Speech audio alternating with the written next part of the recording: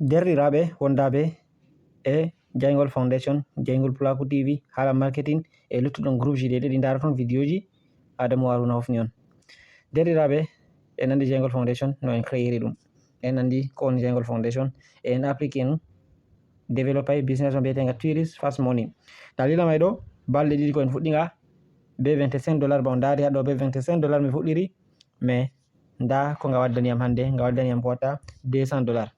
ha nder compte am directement ɓuura balɗe ɗiɗi. Dalila may ɗo na ɓe wonnugo wakkati on andi JF am ɗum JF4 ha nder Jaingol Foundation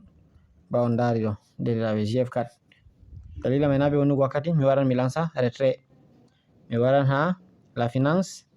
ɓawo mi wari ha la finance nda $200 mi mari, kanje on daidai woni ɗe mi tammi lansugo. Nda date je mi recevi ɗe, mi tammi on daari date le 3 mars, mi tammi on daari nda ɗum ɗo na ɓe wonnugo wakkati mi hosa adresse am, adresse de réception USDT am, nda ɗum ɗo miɗo mari $16 am USDT. nda adresse am ɗo mi copie ɗum timiri be FH, mi wara mi nasta nder compte am, mi wara haɗo ɗo mi kola ɗum,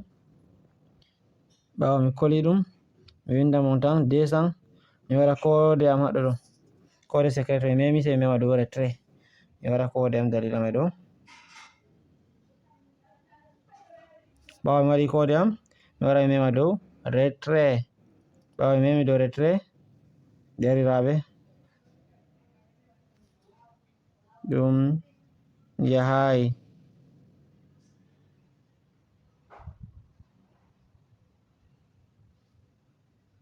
Non noon derɗiraɓe mi wofi ha waɗugo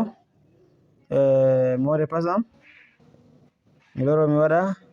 adresse am, mi waɗa montant, mi waɗa code, mi waɗa retrait, ɓawo mi lansi retrait derɗiraɓe ɗum waɗan recherche en rena hedde ɗum wala derɗiraɓe ɗum confirme ɗum holliyam le retrait est effectué avec succès. Wato mi wofno waɗugo mot de passe am man ɗo on, le retrait est effectué avec succès. To mi dirtoke les ɗo on ginda adresse am haɓe tammi yerbango yam $200 man ɗo, mi tammi en daari nda ɓe tammi yerbango yam $200 man, nda adresse may ɗo timiri be FH. to mi renan quelque temps haɗɗo ɗo e tammi jippago nder compte am derɗiraɓe. Ngam may ɗo nden en continua vidéo wol man ɗo, on gettama. Ok derɗiraɓe, ɓawo mintiji seɗɗa ɓawo renugo meɗen en nasta nder compte meɗen Trust Wallet en dara en nder compte Trust Wallet en ɗon no marno $16 wala derɗiraɓe mi tammi on daari nder compte meɗen warti $212 ɗum so ɓe dike retrait meɗen jippake, nda ɗum ɗo $212 o leke en non no marno 16, donc sai en jaha en calcula 16 moins 212, donc ça veut dire que $196 jippi, $196 ɓe kosi frais $4 nder $200 mai kosi frais $4, $196 jippi derɗiraɓe, 196 derɗiraɓe ko ɗo 600 mi sori ɗum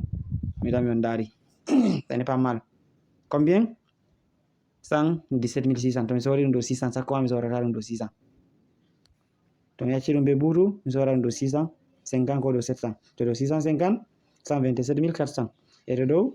700 bo, to dow 700 bo 137 200 derɗiraɓe. Be combien mi nasiri? Be 22 000 au total diga demande waɗugo am JF, demande JF am ha Jaingol Foundation be paiement mai pat 22 000 hosiyam, mi waɗa moyen 22 000 derɗiraɓe, riba am 115 200 nder balɗe ɗiɗi ha nder Jaingol Foundation. Hunde fere sey Fast Money, hunde fere sey Jaingol Foundation. Donc an ma to a yiɗi waɗugo banni ɗo sey a wara participa ha nder réseau Jaingol Foundation derɗam, wala daɗaɗo sey dariɗo e wala bo dolaɗo sey on giɗɗo nastugo be hoore muɗum tammi warugo nasta, a waɗa demande be hoore maɗa e a waɗa paiement be hoore maɗa e an contrôle réseau maɗa. Jaingol Foundation kam no wallete heɓango ma fiyol en fiyol en maɗa may ma walla ɓe heɓana ɓe fiyol en non may ɗum tokka ɗum ɗon ñiɓo ha ɗum prémété hosugo $200 nder balɗe ɗiɗi ɗum prémété yam mi hosi $200 e compteji Jengol Foundation tati arandeji bo ɗi kosi $200 e compte o arandewa kam ha ngaɗo haɓana lorago hosi to fayi on yettama ɗum dedi ko mon Adama Haruna. Assalamu aleykum.